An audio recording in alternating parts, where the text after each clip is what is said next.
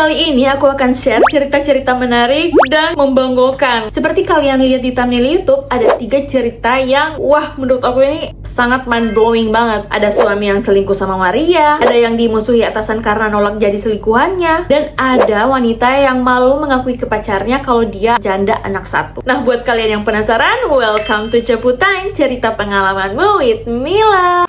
Cerita pertama ini gong banget. Suamiku selingkuh sama Maria. Oke, ini cerita pengalaman dari seorang wanita, sebut saja namanya Sinta. Jadi Sinta ini kan udah menikah, dan katanya di awal pernikahan dia merasa hubungannya dengan suami baik-baik saja. Tapi mulai terlihat adanya perbedaan pada sikap suaminya saat Sinta ini dalam keadaan hamil. Dari awal masa kehamilan, suaminya itu terkesan cuek gitu. Dan setelah dicek, ternyata Sinta ini menemukan bukti chat-chat mesra suaminya dengan orang lain. Ternyata suaminya ini selingkuh dengan beberapa orang sekaligus. Menurut pengakuan suaminya sih, dia hanya selingkuh melalui chat saja. Tapi walaupun begitu, siapa sih istri yang gak sakit hati mengetahui suaminya tuh selingkuh? Apalagi dalam keadaan hamil, ya kan? Nah, suaminya ini saat ketahuan selalu saja membujuk Sinta agar memaafkannya. Katanya begini, "Sayang, kamu kan lagi hamil. Aku hilaf. Tapi kamu tenang saja, aku tuh gak melakukan hal-hal yang macam-macam kok. Aku hanya sekedar chat aja." Itu kata suaminya. Tapi selang beberapa waktu,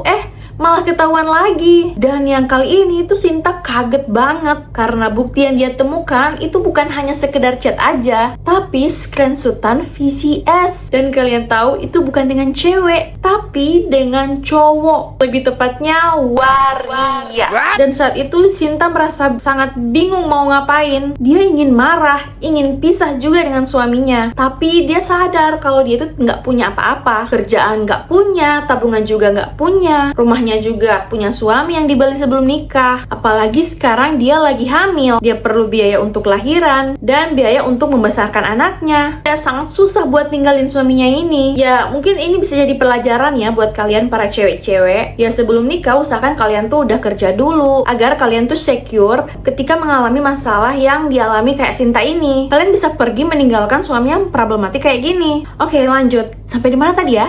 Iya, jadi Sinta ini tuh udah pengen banget pisah. Tapi balik lagi, dia sangat bergantung nih pada suaminya. Dan dia pikir juga nanti kasihan anaknya lahir tanpa bapak. Jadilah dia memilih untuk mempertahankan rumah tangganya. Nah, setahun kemudian saat anaknya ini udah mulai besar dan lagi di fase lucu-lucunya, dia menemukan lagi bukti perselingkuhan suaminya di riwayat pencarian yang ada di tab suaminya itu. Hah, gimana tuh ceritanya? Jadi anaknya ini lagi suka ngeliat video-video di gadget. Saat itu Sinta lagi pakai gadget suaminya untuk search video edukasi anak-anak. Tapi dia kaget saat melihat isi historinya. Ternyata suaminya ini searching video gitu-gituan sama Waria. Gak cuma satu video, tapi banyak banget videonya. Kali ini tuh Sinta beneran sakit hati banget. Karena dia bilang tuh kayak, sumpah diselingkuhi sama Waria itu sakitnya tuh nyesek banget ternyata. Selama ini dia tuh selalu tanya pada suaminya, emang apa sih kurangnya dia dan kenapa dia malah mau sama Waria? Tapi suaminya selalu menyangkal dan bilang, "Aku ini normal. Aku melihat video-video itu karena penasaran aja." gitu kata suaminya. Dikira Sinta ini bodoh ya? Dasar cowok, udah ketahuan selingkuh malah gak ngaku-ngaku. Menurut kalian gimana guys? Apa yang sebaiknya dilakukan oleh Sinta? Menggugat cerai? Atau mempertahankan aja rumah tangganya dan ngebiarin suaminya kayak gitu? Kalau menurut aku ya, si Sinta ini harus belajar untuk bisa mandiri. Dalam artian berpenghasilan sendiri, dengan membuka usaha atau melakukan hal-hal yang bisa menghasilkan uang. Agar kalau dia udah bener-bener nggak tahan dengan sikap suaminya ini, dia bisa pergi ninggalin suaminya tanpa mengkhawatirkan apapun. Nah, kalau menurut kalian gimana guys? Komen di bawah. Oke, lanjut ke cerita kedua. Tapi sebelum lanjut, tolong tekan tombol subscribe dulu ya guys, agar aku semangat buat kontennya dan kalian juga nggak ketinggalan cerita-cerita seru lainnya. Sudah? Oke, thank you. Cerita kedua ini judulnya Dimusuhi Atasan Karena Nggak Mau Jadi Selingkuhannya. Oke, kali ini pengalaman dari seorang cewek yang sebut saja namanya Anggi. Nah, Anggi ini menceritakan pengalaman saat dia bekerja di kantor lamanya, di mana atasannya ini agak nakal ya. Jadi ceritanya si Anggi ini bekerja di sebuah kantor sebagai staff admin. Awalnya hubungannya dengan atasan ini kelihatan normal-normal aja. Atasannya ini kelihatan baik, mau ngebantuin ngebantuin dia kalau ada masalah. Pokoknya tipe atasan yang mengayomi bawahannya banget deh. Plus atasannya ini friendly dan sering ngajak ngobrol gitu di kantor. Awalnya Anggi ini menganggapnya kayak ya biasa aja ya kan. Tapi kok atasannya ini sering ngechat dia di luar jam kerja ya. Yang awalnya ngebahas kerjaan, tapi lama-kelamaan malah nanya hal-hal pribadi ke dia. Tapi si Anggi ini ya nggak berpikiran yang aneh-aneh karena dia pikir atasannya ini kan memang supel. Jadi ya hal yang cukup wajar lah ya kalau dia mau basa-basi ke hal-hal yang pribadi gitu. Tapi pandangan Anggi mulai berubah saat atasannya ini mulai curhat hal-hal pribadi seperti masalah rumah tangganya. Atasannya bilang kalau aku dan istriku itu sekarang lagi kurang harmonis, lagi banyak masalah. Ya curhat seputar masalah-masalah yang ada di rumah tangga gitulah. Sejak dari situ si Anggi ya merasa sangat nggak nyaman. Kalian juga kalau digituin atasan pasti nggak nyaman kan? Apalagi saat di luar kantor, gelagat atasannya ini kayak mencurigakan. Kelihatan banget kalau sedang ngedeketin si Anggi, ngajak makan berdua, ngajak ketemuan di luar jam kerja kantor. Dan anehnya atasannya ini bilang ke Anggi kalau jangan sampai teman-temanmu tahu ya. Nah sejak dari situ si Anggi mulai sadar dong arahnya ini mau kemana. Si Anggi ini ternyata mau dijadikan selingkuhan oleh atasannya. Ya Anggi untungnya masih lurus-lurus aja dan ya dia menolak permintaan atasannya ini secara halus. Seperti udah nggak ngeiyain ajakannya dan menolak secara terang-terangan. Anggi bilang kayak gini,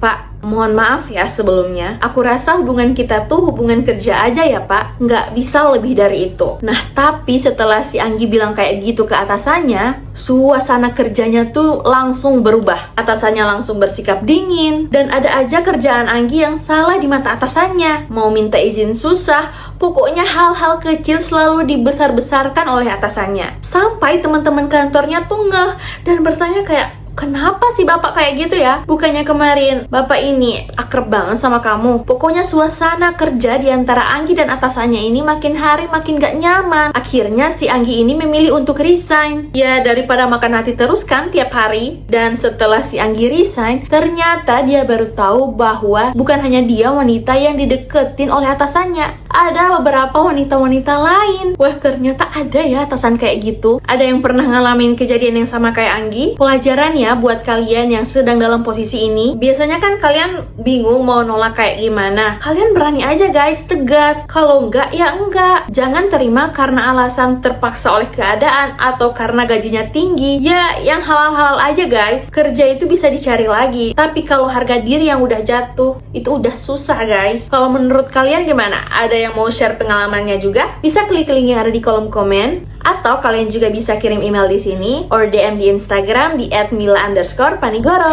Oke, lanjut ke cerita terakhir. Pengalaman ini dari seorang cewek yang malu mengakui ke pacarnya kalau dia ini adalah janda anak satu. Wanita ini sebut saja namanya Rara. Saat ini Rara tuh berusia 21 tahun. Dia lagi pacaran sama cowok yang menurutnya cowok ini baik banget. Dia selalu ngasih uang ke Rara buat beli ini itu. Dan dia juga ngebayarin kosnya si Rara. Tapi selama 6 bulan mereka pacaran, Rara ini belum berani untuk ngaku ke pacarnya kalau sebenarnya Rara udah pernah menikah dan udah punya anak satu. Anaknya sudah berumur 3 tahun dan tinggal bareng orang tua dari mantan suaminya. Tapi ya si Rara ini masih sering datang menengok kondisi anaknya ya walaupun hanya sekedar ngajak jalan, main. Tapi Rara ini nggak ngebiayain anaknya. Yang ngebiayain full itu ya mantan suaminya. Nah pernikahan Rara dan mantan suaminya ini nikah siri. Karena saat itu Rara ini masih 17 tahun dan dia hamilnya juga di luar nikah. Jadi menurut Rara ya